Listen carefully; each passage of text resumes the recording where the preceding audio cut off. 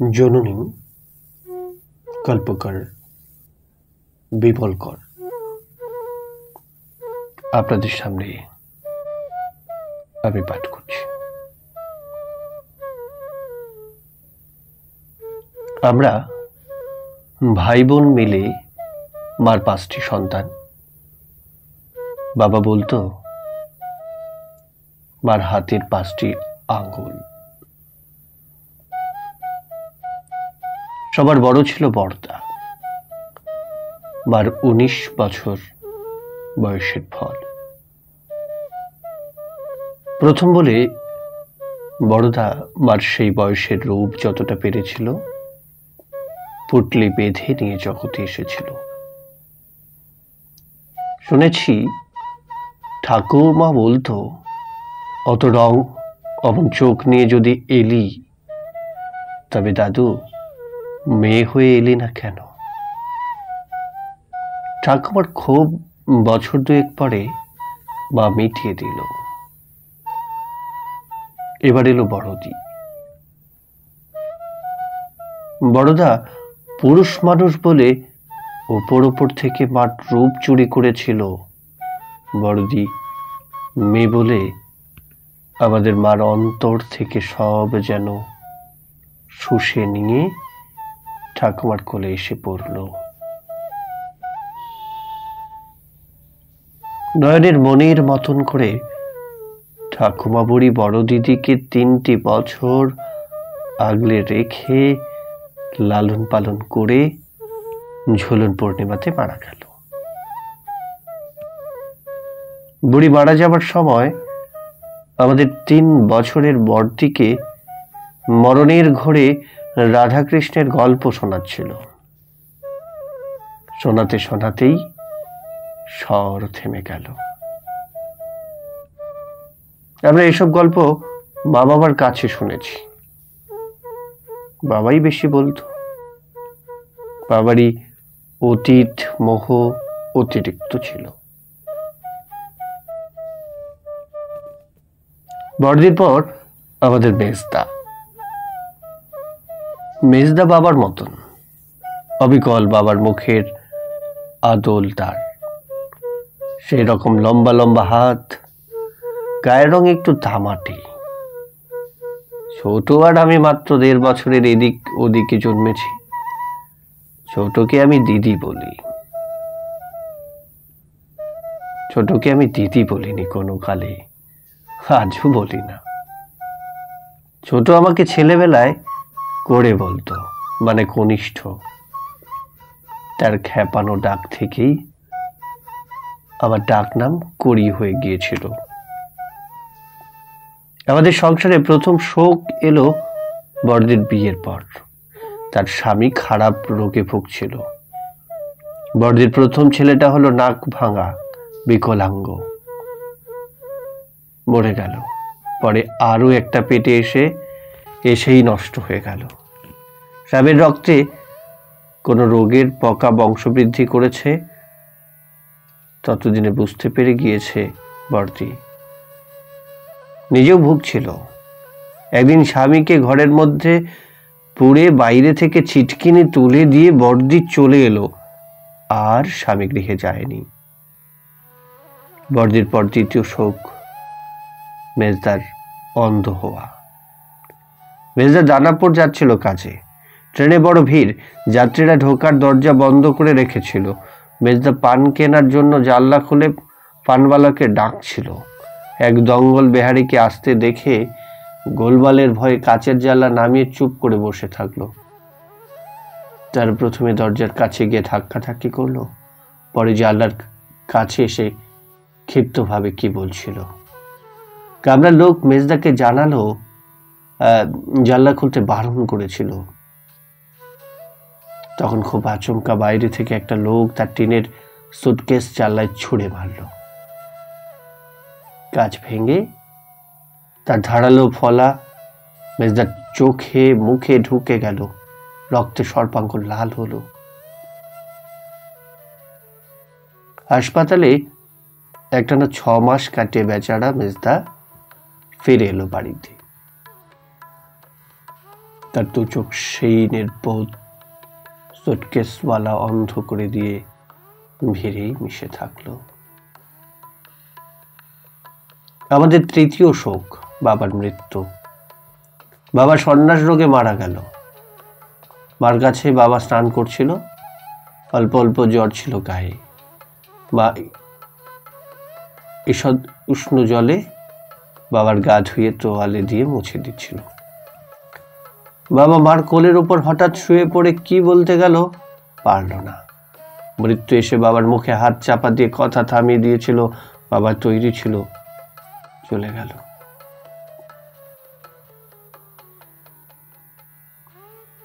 বাবার মৃত্যুর বছর 2 পরে আমাদের চতুর্থ শোক এলো। ছোট বড় চেদি। চিরকালই সে যখন যার ঝোঁক ধরেছে করতে গেছে। আমি তাকে কত বলেছি, ওভাবে জেদ ধরে কাজ করতে যাস না, তুই সব পারবি এমন কোনো কথা নেই। আমার কথা ছোট গ্রাহ্য করত না। তার ধারণা ছিল সে চেষ্টা করলে সব পারে। ছোট এসব বুঝতো না, বুঝতে চাইতো না। অকারণে সে মেতে থাকতো, তার কাজের অন্ত ছিল না। খাওয়া দাওয়া বিশ্রামের বালাই ছিল না।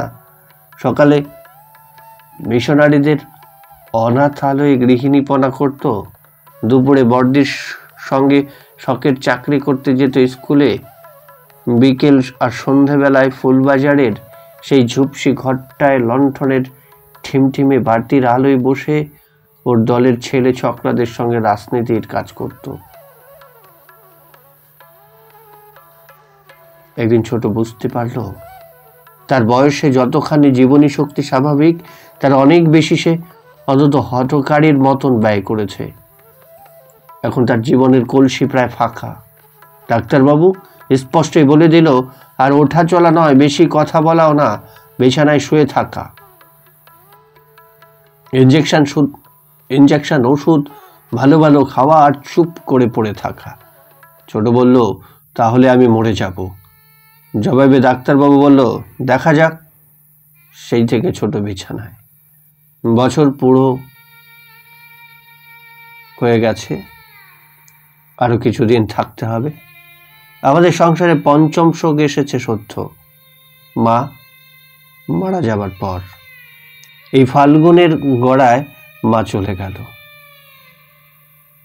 মার মাথার চুল সাদা হয়েছিল, গালের চামড়া দুধের জোড়ানো সরের মতো কুচকে এসেছিল, কপাল ভরা দাগ আর আধপাকা ছানির চোখ নিয়ে মা বিদায় নিল।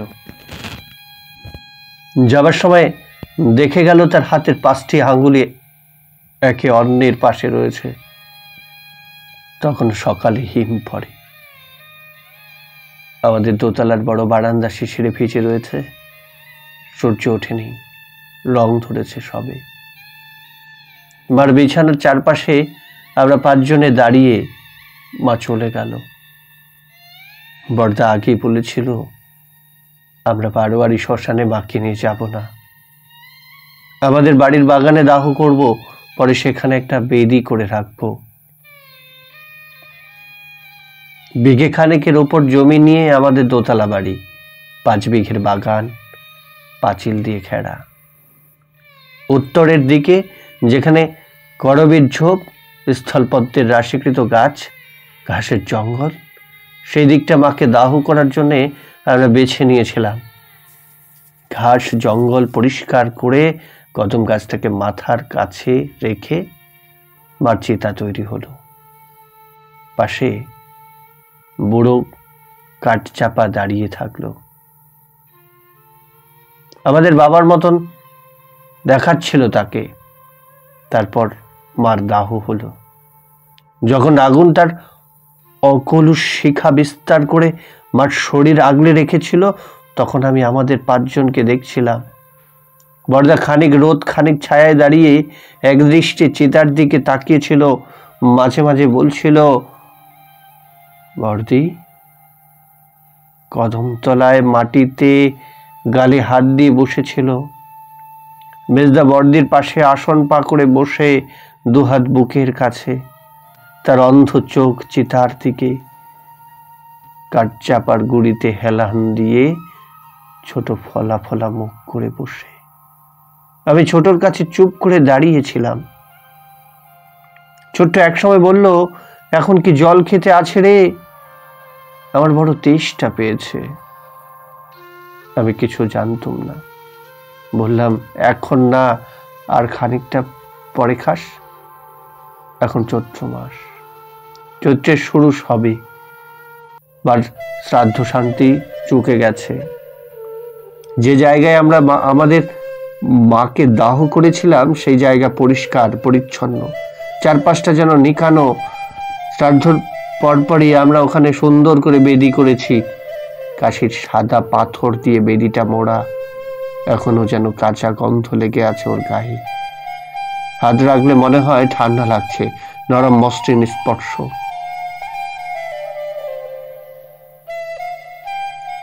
মাসান্তে আমরা এই বেদিতে বসেছিলাম। বেদির মাথার দিকে ছোট কুলুঙ্গির মতো বর্দি সেখানে প্রদীপ এবং ধূপ জেলে দিয়েছিল। বাতাসে ঝাপটা লাগছিল না বলে দ্বীপের শিকাটি জ্বলছিল। অগুর চন্দনের ধূপ পুড়ে খুব ফিকে একটা গন্ধ বাতাসে ভাসছিল। আর চৈত্রের পূর্ণিমা বলে চাঁদের আলোয় সাদা বেদিটা ধপধপ করছিল। আমরা 5 জনে বেদির উপর বসে। বর্দা বলল, আমরা যতদিন বেঁচে আছি মাসের এই দিনটিতে সবাই একসঙ্গে এখানে এসে বসবো। বলে একটু থামলো বর্দা। বর্দির মুখের দিকে তাকিয়ে বলল, এই পরিবারের নিয়ম হলো। কি বলিস অনু? অনু বর্দির ডাক না, পুরো করে অনুপমা, আর ছোটর নাম হচ্ছে নিরুপমা। বর্দির সঙ্গে মিল করে রাখা। বর্দি মাথা নেড়ে বর্দার কথায় সায় দিল, বলল, বাবার বেদিটাও যদি আমরা করে রাখতাম। বর্দির গলায় আক্ষেপের সুর। বর্দির আক্ষেপ খুবই সঙ্গত, কিন্তু তখন তো আমাদের মাথায় এই বুদ্ধি আসেনি। মাও কিছু বলেনি। বর্দা কয়েক দ্বন্দ্ব আকাশের দিকে চেয়ে থাকলো, তারপর নিঃশ্বাস ফেলে মুখ নামিয়ে বলল, খুবই ভালো হতো, তবে মা রাজি হতো কিনা কে জানে। রাজি হতো না। বর্দি বেশ অবাক হয়েছিল যেন। কেন কেন মা কেন রাজি হতো না? হয়তো না, হতো না হয়তো। বর্দা সন্দেহের গলায় বলল, সবাই এসব পছন্দ করে না। সংস্কার। আমরা বোধহয় অনেক কিছু পুরোপুরি অগোছরে রাখতে চাই। মেজদা হঠাৎ কথা বলল। আমরা তাকালাম। তার অন্ধ চোখ একদিকে স্থির রেখে মেজদা বলল, শ্মশানে পুড়িয়ে আসার সময় আমরা কি ভাবি জানো দিদি? কি? অনেকের মধ্যে দিয়ে এলাম, যেন সঙ্গী সাথীর মধ্যে। মরার পর আবার সঙ্গী সাথী কি রে? ছোট বলল, কিছু না, মানুষ তবু ভাবে। মেজদা উদাস গলায় বলল, তুই জানিস না ছোট, কত মানুষ মৃত্যুর পর আত্মার অবস্থাকে তীর্থযাত্রা কল্পনা করে নেয়। আমরা সকলে মেজদার দিকে তাকিয়ে বসেছিলাম। মেজদার গলার স্বর গোল ও নিটোল, বাঁশের আর বাঁশির মতন মোটা। এই স্বর শুনলে অনুভব করা যায় মেজদার গলার সবটুকু অন্তর থেকে এসেছে। মেজদার কথাবার্তা অন্যরকম। আমরা মনে মনে অহরহ কথা বলি, মুখে নয়। মনের সেই শব্দহীন বাক্য স্রোত যদি শব্দময় হয়ে ওঠে, এই রকম শোনাবে হয়তো মেজদার কথার মতো। বর্দি বলল, তুই স্বর্গের কথা বলছিস দিনু? মেজদার নাম দীনেন্দ্র, ছোট করে দিনু। বর্দির কথায় মেজদা আলগা করে মাথা নাড়ল, বলল, না দিদি, স্বর্গ তো শেষ কল্পনা। আমি এই মর্তের পর স্বর্গের আগে যে পথ তার কথা বলছি। সেটা আবার কি? ছোট বলল অবাক হয়ে। মাঝপথের কথাও মানুষ ভাবে। হ্যাঁ ভাবে, যত ভালো করে ভেবে নিতে পারা যায় ততই ভালো রে ছোট। আমি রাঁচির দিকে মুন্ডানা মুরুঙ্গিদের গ্রামে এক বাড়িতে ছবি দেখেছিলাম একটা। আরে ওদের কথা বাদ দাও, ছোট বলল। বাদ কেন, শোন না। মেজদা যেন অন্ধ চোখে জ্যোৎস্না মেখে সামান্য মুখ ফেরালো। বলল, মাটির বাড়ি, বাইরের দেয়ালে রং গুলে একটা বাচ্চা ছেলের ছবি আঁকা। ঘোড়ার পিঠে চড়ে বাচ্চাটা চলেছে, এক হাতে লাঠি, অন্য হাতে লাগাম, কাঁধে খাবারের পুটলি, মাথায় তেষ্টা মেটাবার জন্য জলের ঘুঁটি রাখা। ওই ছবির মানে বলে দিল ফরেস্ট বাবু। ও বাড়ির ছেলে মারা গেছে, তাই ওই ছবি। আহা, বর্দি দুঃখ পেল। মেজদা বলল, মানেটা তুমি শোনো দিদি, বড় অদ্ভুত লাগে। ভাবো তো, ওরা বিশ্বাস করে নিয়েছে মৃত্যুর পর তাদের ছোট ছেলেটিকে একা একা অনেক দূরে যেতে হবে। তাই তাকে বসিয়ে দিয়েছে ঘোড়ায়, হাতে দিয়েছে লাঠি, পুটলিতে বোধ হয় চিড়ে গুড়, আর মাথায় তেষ্টা মেটাবার জল। স্নেহ, মমতা, ইহলোকের মায়া ও দুঃখ, পরলোকের দুর্ভাবনা, সব যেন এই ছবিতে মহৎ ও সুন্দর হয়ে কল্পিত ছিল। আমি অভিভূত হলাম। জ্যোৎস্নার ধারার মতন আমার কল্পনা সেই ছবির গায়ে আলো বর্ষণ করছিল। অনেকক্ষণ বুঝি কেউ কোনো কথা বলল না। আর চৈত্রের চঞ্চল বাতাস বাগানের ট্রেনও এনে আমাদের গায়ে মাথায় ফেলে দিচ্ছিল। বেদিতে আমাদের পাঁচজনের ছায়া পরস্পরকে স্পর্শ করে যেন ছায়া একটা আশ্চর্য রকম জাফরি তৈরি হয়েছে। চারটে সমুদ্রের জলের মতনই নীল অনেকটা। পর্যাপ্ত জ্যোৎস্না, মার বেদির মাথার কাছে সেই বৃন্দাবনের কদম্ব গাছ, মার পাশে বড় কাঠ চাপা। কদম্ব গাছটার বয়স আমার সমান, বৃন্দাবন থেকে এনেছিল বাবা। এখনো বর্ষায় ফুল ফোটে।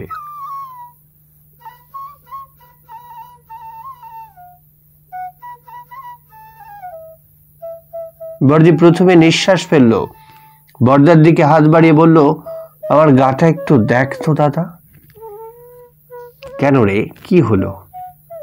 বর্দা উদ্বেগের গলায় বলল, আবার যদি কেউ মার হাতে কিছু দিতে বলে, কি দেব রে?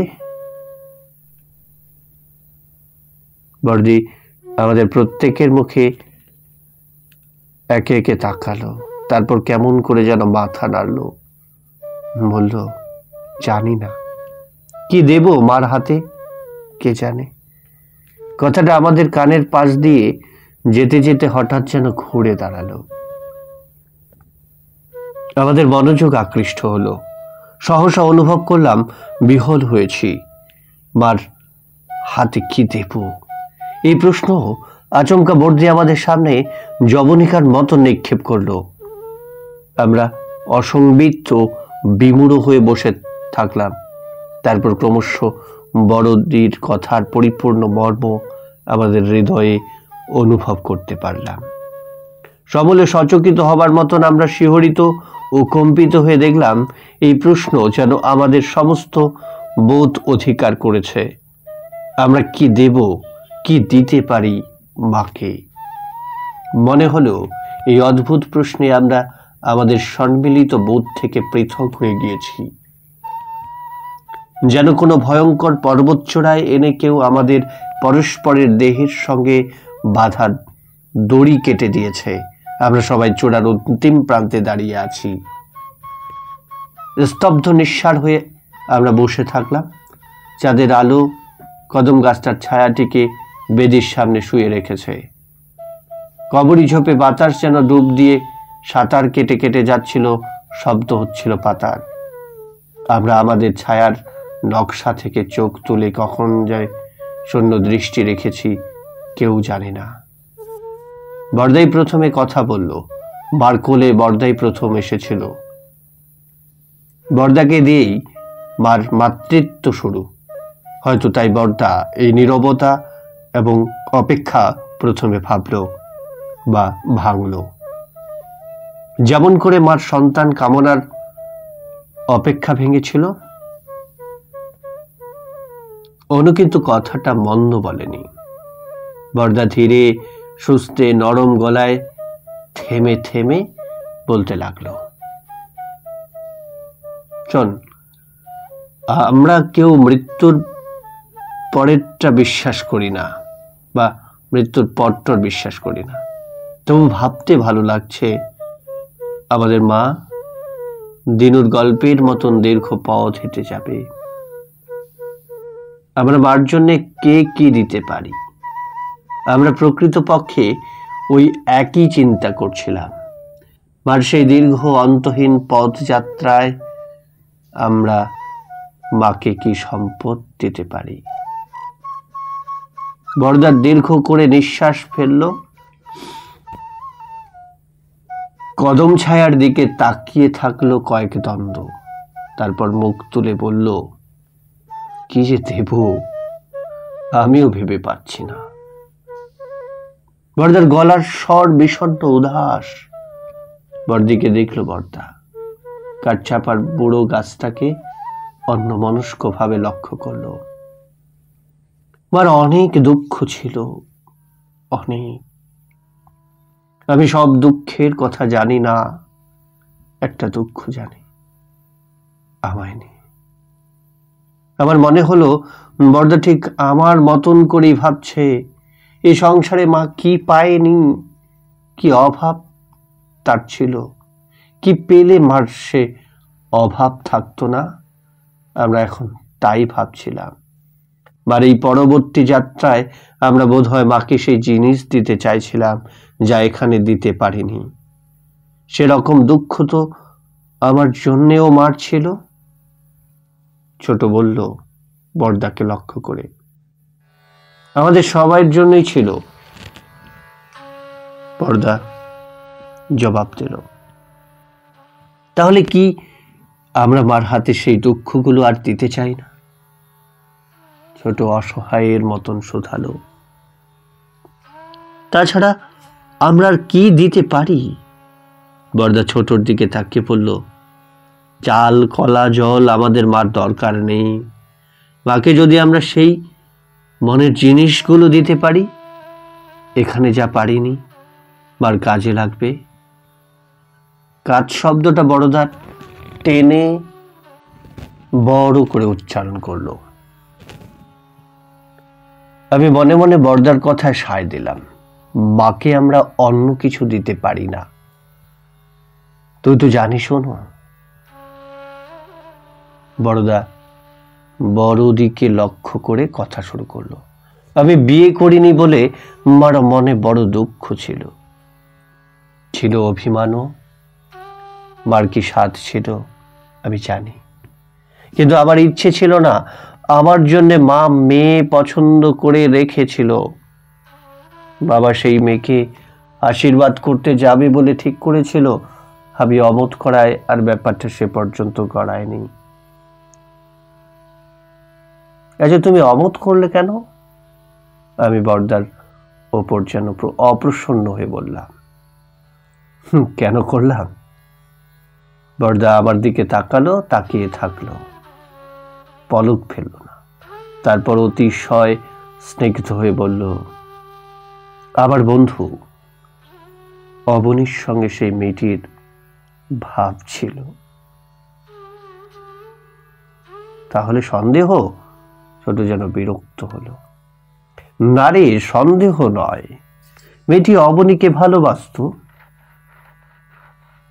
বরদা শান্ত গলায় বলল, বাকি আমি বলেছিলাম, বা বলেছিল, কিন্তু কনক যে অপরূপ সুন্দরী, এ মেয়ে এলে আমার বংশধররা কত সুন্দর হবে ভেবে দেখ।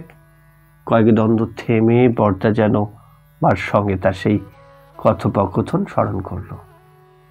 তারপর বলল, আমি সৌন্দর্য ভালোবাসি, কিন্তু ভালোবাসা আরো বেশি ভালোবাসি। অনেকক্ষণ আর কথা বলল না, বেদির দিকে তাকিয়ে থাকলো। আর এই কথাটা কেন যে বুঝলো না মা বুঝতে পারেনি। বরদা আক্ষেপের গলায় বলল, মনে হচ্ছিল তার কোনো পুরনো প্রদাহ সে আজ অত্যন্ত ব্যথার সঙ্গে আবার অনুভব করছে। অনেকটা সময় চুপ করে থেকে বরদা দীর্ঘ নিঃশ্বাস ফেললো, মৃদু গলায় টেনে টেনে বলল, আমি মাকে আমার সেই ভালোবাসার মন দিতে পারি।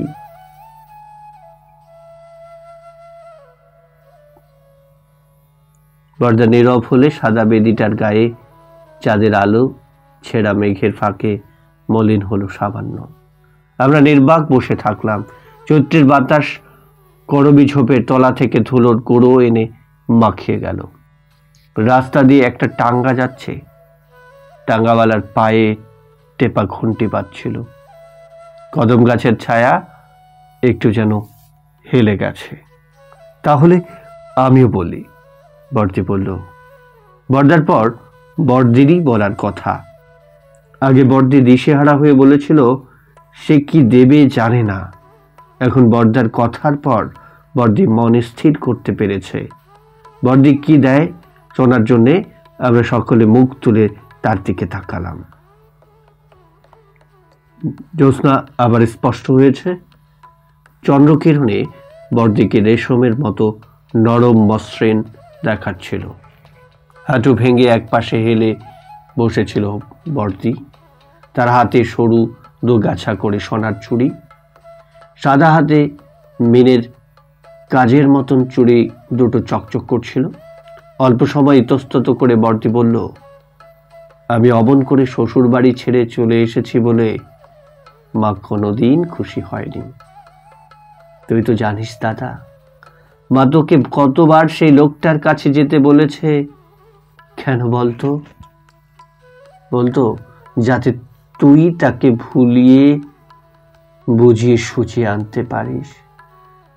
সোজা হয়ে বসে নিল বর্দি, বাহাত গলার কাছে নিয়ে গিয়ে তার মটর হাড়ে আঙ্গুল রাখলো। বাবাকেও মা বুঝিয়েছিল আমি ওখান থেকে চলে এসে ভুল করেছি, অন্যায় করেছি। বরং চেপে বসে থাকলে তাদের জামাইকে শুধরে নিতে পারতাম। মামায় বলতো, এই তেজ দেখিয়ে তুমি তোমার ক্ষতি করলে সারা জীবন পড়বে। তুমি তো আজও মাঝে মাঝে কাঁদো বর্দি। ছোট আচমকা পড়ল। বর্দি ছোটর দিকে তাকালো, ভাবলো যেন, বলল, খাদি। আস্তে মাথা নাড়ল বর্দি। কাদি, মা কেন আমায় আবার বিয়ে করতে বলল না? তোমার কি আবার বিয়ে করার স্বাদ ছিল? আমি অবাক হয়ে বর্দিকে দেখছিলাম। হ্যাঁ, মা বাবা যদি বলতো আমি আবার বিয়ে করতাম। চামড়ার ব্যবসাদার সেই লোকটাকে ত্যাগ করে এসে আমি শুধু নিজেকে বাঁচিয়েছিলাম, কিন্তু আমার দরকারটুকু তো পাইনি। তোমার আবার বিয়ে করা খুব সহজ ছিল না বর্দি? ছোট বলল। না, হয় কঠিনই ছিল, তাতে কি? বর্দি যেন দ্বিধাবোধ করে থামল। তারপর বলল, সংসারে এমন মানুষ ছিল যে আমায় বিয়ে করত, মার সাহস হলো না। একদিন আমি মাকে বলেছিলাম, রোগ, নোংরামি, কষ্ট সব সহ্য করি, তাতে তোমার আপত্তি নেই, আপত্তি সুখ পাবার ব্যবস্থা করতে। মা খুব অসন্তুষ্ট হয়েছিল। মা বলেছিল, এবারের মর্যাদা নষ্ট হোক এমন কিছু করতে আমি দেব না। বা মর্যাদা চাইতো, আমি সাহস চাইতাম। বর্দি সামান্য থামল।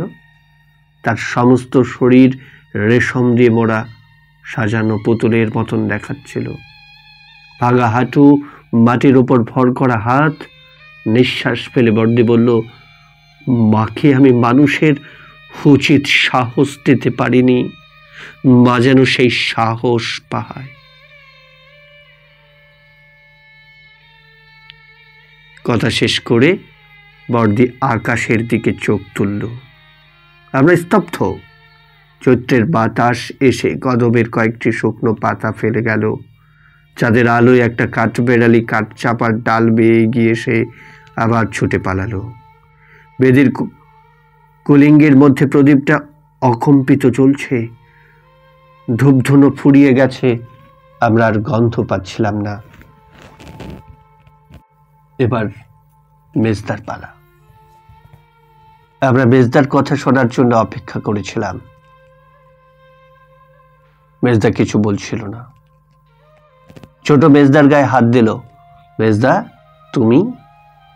মেজদা মাথা নাড়ল। এখনো কিছু ভেবে পাইনি। তোরা বল, তুই বল ছোট। ছোট স্বভাবই আলাদা, তার অত খুঁটিয়ে খুঁটিয়ে ভাবনা নেই। ছোট একবার প্রদীপের দিকে তাকালো, এবার আকাশের দিকে। খুব খুব করে কাশলো কবার। তারপর বলল, এত অল্প বয়সে আমার এমন একটা বৃষ্টি অসুখ করলো বলে মা বেচারি বড় কষ্ট পেয়েছিল। ভাবতো আমি আর বাঁচবো না। আমিও প্রথম প্রথম সেই রকম ভেবেছি। মা বলতো, তুই নিজে ইচ্ছে করে এই অসুখ বাঁধালি। কি বকার মতন কথা বলতো। বর্দি, অসুখ কি কেউ ইচ্ছে করে বাঁধায়? না, অসুখে সুখ আছে। এক ধমকে কথা বলছিল ছোট। বলতে বলতে থামল। মনে হলো সে কোনো কিছু না ভেবেই কথা শুরু করেছিল। তারপর খেই হারিয়ে ফেলেছে, কি বলবে ভেবে পাচ্ছে না। আমরা চুপ করে থাকলাম। ছোট একটু যেন অপ্রস্তুত হলো। মাথার বেনি বুকের কাছে টেনে আঙ্গুলে জড়িয়ে দু চারবার দোলালো। ছোটর গায়ে হালকা রঙের একটা শাড়ি, গায়ে অর্ধেক হাত জামা। ছোটর কপাল ছোট, দুপাশের চুল তার প্রায় সবটুকু কপালই ঢেকে ফেলেছে। নাকটি লম্বা, চোখ দুটো খুব কালো। ছোটর হঠাৎ থেমে যাওয়া, হঠাৎ অপ্রস্তুত বোধ করা এবং আপাতত চাঞ্চল্য থেকে মনে হলো ছোট যেন খেই খুঁজে নেবার চেষ্টা করছে। আরও একটু সময় নিল ছোট। সে তার কথা খুঁজে পেল। বলল, অসুখ কেউ ইচ্ছে করে বাধায় না। অসুখে সুখ নেই তাও ঠিক, তবু আমি এই অসুখে পড়ে একটা সুখ পাচ্ছিলাম।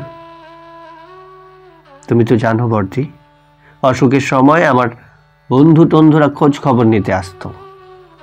বেশি আসতো সুশান্ত, প্রায় রোজই অনেকক্ষণ থাকতো। আমায় ভোলাবার চেষ্টা করতো, বলতো এ অসুখ কিছুই না। বা কেন জানি এটা পছন্দ করতো না, একেবারেই নয়। ছোট তার দীর্ঘ বেনি কাঁধের ডান পাশে রাখলো। আকাশের দিকে তাকিয়ে আবার তাকিয়ে থাকলো। বলল, একদিন মা আমার সামনে সুশান্তকে বলল, তুমি তো ডাক্তার নও, কেন অযথা ওসব কথা বলো? ওকে বকিও না, বিরক্ত করো না। সুশান্ত তারপর থেকে আর আসতো না। আমি মাকে বলেছিলাম, অকারণে তুমি ওকে অপদস্থ করলে। মা বলেছিল, ওরা আমার অনেক করেছে, তোমায় মাতিয়ে এই অসুখ দিয়েছে, তা দিক, আর আমার সুখ দরকার নেই। ছোট আকাশ থেকে চোখ নামালো। তার গলা পাতলা, কাঁপছিল, চোখ যেন একটু চিকচিক করছে। ও বলল, মা আমার অসুখটাই দেখেছিল, সুখ দেখেনি। মা জানতো না জগতে সব রোগ কেবল ডাক্তার দিয়ে সারানো যায় না। আশা পাওয়া অনেক, ভরসা পাওয়া কত শক্তি। ভরসার মধ্যেও একটা শক্তি আছে। ছোট আমার দিকে তাকালো। আমি মাকে আর কিছু দিতে পারি না, মন ছাড়া, আশা ছাড়া, ভরসা ছাড়া। মা যেন তার মনে ভরসা পায়। ছোট নীরব হলো। মার বেদিতে কদম ছায়া উঠে এসেছে। পর্দার পাশ দিয়ে ছায়াটা বর্দের কোলে গিয়ে বসেছে। বাতাবি লেবুর গাছটা অনেক দূরে, তার মাথার উপর দিয়ে ভাঙা দেয়ালের ফাঁকে রেল লাইনের বাতি চোখে পড়েছিল আমার। দশরথ ধপার কুটিতে ওরা গান গাইছে। গত সপ্তাহে দশরথের ছেলের বিয়ে হয়েছে। আজ থেকে থেকে সে আনন্দের লহরী তোলে তারা। খুব যেন ক্লান্ত হয়ে ছোট তার মাথা আমার কাঁধে রাখলো, বলল, করি, এবার তোর পালা।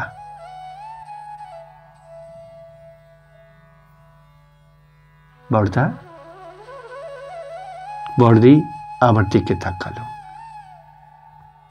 মেজদা তার অন্ধ চোখ অনুমানে আমার দিকে ফিরিয়ে রাখলো। সহসা অনুভব করলাম ওরা আমার হৃদয়ে লুকানো মার ছবি দেখানোর জন্য সতৃষ্ণ চোখে চেয়ে আছে। আমার ভয় করছিল। কাঠগড়ায় দাঁড়ানো কোনো সাক্ষীর বোধহয় জবানবন্দি দেবার সময় এইরকম ভয় হয়। এই মুহূর্তে সকল স্তব্ধ। চৈত্রের বাতাসও শান্ত হয়ে আছে। দুধের ফেনার মতন জ্যোৎস্নায় আমার চারটি উৎকর্ণ আত্ম নিষ্পলকে আমায় দেখছে। বর্দার দিকে তাকিয়ে আমি কথা বলার আয়োজন করছিলাম। বর্দার পাশ দিয়ে বেদির কুলিঙ্গিতে প্রদীপ চোখে পড়ছিল। শিখাটি স্থির, মার চোখের মতন শিখাটি যেন আমায় লক্ষ্য করছিল। ভেবে পাচ্ছি না। আমি বললাম, আমার মন স্থির নয়, নিঃসংশয় নয়। দ্বিধায় গলায় জড়িয়ে জড়িয়ে আমি বললাম, কখনো মনে হচ্ছে অনেক কিছু যেন দেবার আছে, আবার মনে হচ্ছে কিছু নেই। আমি সবচেয়ে ছোট বলেই মা আমায় তার শেষ গচ্ছিত ধনের মতো করে সরিয়ে রেখেছিল। মানুষ যেমন করে সিন্ধুকে অবশিষ্ট অলংকার তুলে রাখে, অনেকটা সেই রকম। ব্যবহার করতো না, দেখতো না। কথা বলার সময় ক্রমশ আমার মনে হচ্ছিল আমি ভয় কাটিয়ে উঠতে পারছি। গলা কাঁপছিল তখনও, তবু আমার স্বর স্পষ্ট হয়ে এসেছে অনেকটা। তোমরা মাকে যত পেয়েছ, যেমন করে পেয়েছ, আমি তা পাইনি। আমার মা আমাদের সংসারকে তেমন করে বুঝতে দেয়নি। ভাবতো আমার এসবের দরকার নেই। কিন্তু আমি মাকে দেখেছি। একবার মার সঙ্গে আমায় কাশি যেতে হয়েছিল। তোর মনে আছে ছোট? বাবা মারা যাবার পর মা একবার আমায় নিয়ে কাশি গিয়েছিল 15-20 দিনের জন্যে। তোরা ভেবেছিলি মার মন ভালো নয়, বাবার অভাবে মন বড় কাতর, তাই মা কটা দিন তীর্থের জায়গায় মন জুড়িয়ে আসতে গেছে। হয়তো খানিকটা সেই উদ্দেশ্যেই মা গিয়েছিল, কিন্তু সবটা নয়। আমার গলা স্পষ্ট হয়ে উঠেছিল। আমি আর ভীত হচ্ছিলাম না। আমার মনের সামনে সব স্থির হয়ে গিয়েছিল। যা খোঁজার আমি যেন তা পেয়ে গিয়েছিলাম।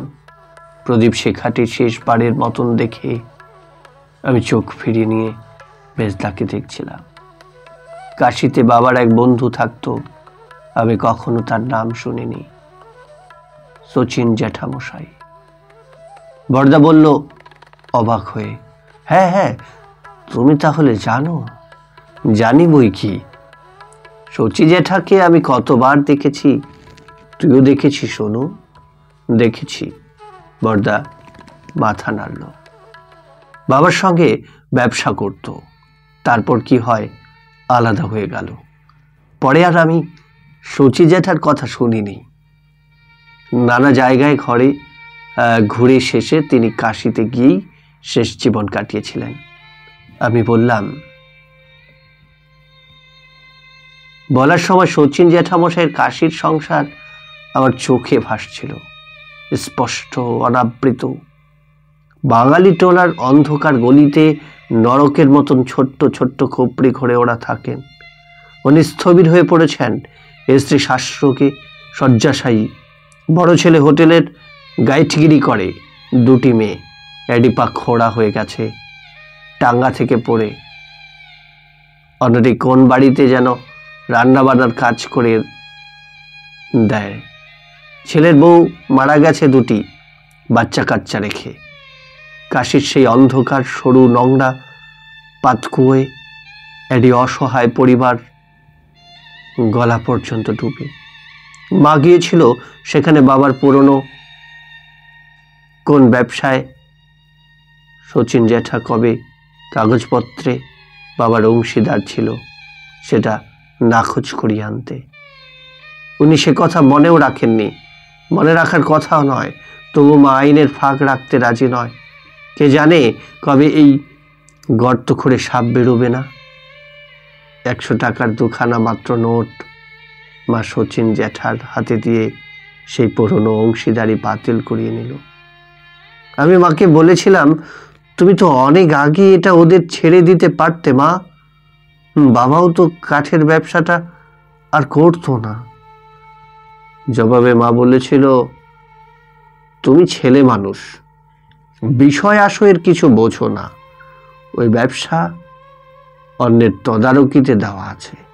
বছরে 1000-2 টাকা বাড়িতে আসে, টাকাটা আমি অকারণে খোয়াবো অত স্বার্থ ত্যাগ আমি শিখিনি। আমার গলার শিরা যেন কেউ আঙ্গুলে জড়িয়ে জড়িয়ে টানছিল। সেই যন্ত্রণায় আমি কিছুক্ষণ আর কথা বলতে পারলাম না। আমার সামনে শচীন জ্যাঠার পিচ্ছুটি ভরা চোখ দুটি ভাসছিল। কি দুর্গতি তার! মা স্বার্থ ত্যাগ জানত না। আমি চাপা গলায় বললাম, মা, দিন ছিল আর মন কৃপণ ছিল। আমায় যদি কিছু দিতে হয় আমি মাকে স্বার্থ ত্যাগ দেব, আর কিছু না।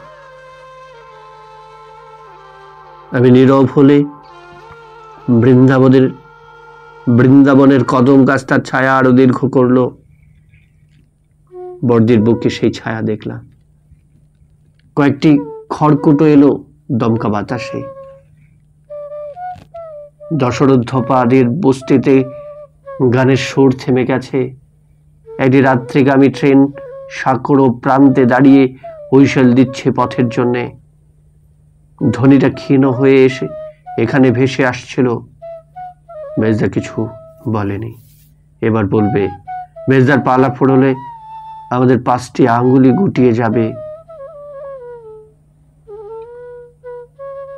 আমরা কেউ কোনো কথা না বলে মেজদার দিকে তাকিয়ে থাকলাম। মেজদা কিছু বলছিল না। মেজদা শূন্য পানে মুখ তুলে রেখেছিল। আমরা অপেক্ষা করছিলাম। অধীর উৎকণ্ঠিত সেই অপেক্ষা দীর্ঘ মনে হচ্ছিল। দিনু, বর্দা মেজদাকে ডাকল। মেজদা স্থির, শান্ত, যেন আকাশের দিকে তার অন্ধ চোখ মেলে সে হৃদয় দিয়ে বাঁকে দেখছে। দিনু, এবার বর্দি হাত বাড়িয়ে মেজদার গায়ে স্পর্শ করল। মেজদা তো পাথরের মতন বসে, তার নিঃশ্বাস পড়ছে কি পড়ছে না বোঝা যাচ্ছিল না। ছোট ডাকলো, মেজদা। হাত দিয়ে মেজদাকে স্পর্শ করে বললাম, মেজদা, এবার তোমার পালা। মেজদা সামান্য নড়ল। আকাশের দিকেই তার মুখটি তোলা। অমল জ্যোৎস্না তার সমস্ত মুখ লেপে রেখেছে। তার 2 অন্ধ নয়ন নিবিড় করে সেই আলো মাখছিল। মেজদা তার সাদামাটা মেঠো সুরেলা গলায় বলল, সৎকার শেষ হয়ে গেলে মানুষ আর কি দিতে পারে? তোমরা আবার সৎকার শেষ করেছ, আবার কিছু দেওয়ার নেই। কয়েক দ্বন্দ্ব থামতো মেজদা, তারপর বলল, আমাকে যেন একটা নির্বোধ সুটকেসওয়ালা অন্ধ করে দিয়ে গেল, তেমনি মাকে এই সংসারের শনিতে অন্ধ করেছিল। মাঝে কত অন্ধ আমি জানতাম। এই অন্ধ চোখ মাকে আর দিতে ইচ্ছে করে না। মা আমার হৃদয়ের চক্ষু পা। মেজদার কিছু বলল না। কাশির সাদা পাথরে বাঁধানো মার বেদির উপর আমরা 5টি সন্তান বসে থাকলাম। শব্দহীন সেই চড়াচড়ে বসে অনুভব করলাম আমাদের মার সৎকার যেন এই মাত্র সমাধা হলো। সর্বগ্রাস এই দুঃখেও আমরা মার নির্বিঘ্ন যাত্রা কামনা করেছিলাম। আমাদের চাপ দেবার সাধ্য মতো দিয়েছি। মা সেই অন্তহীন পথ অতিক্রম করুক।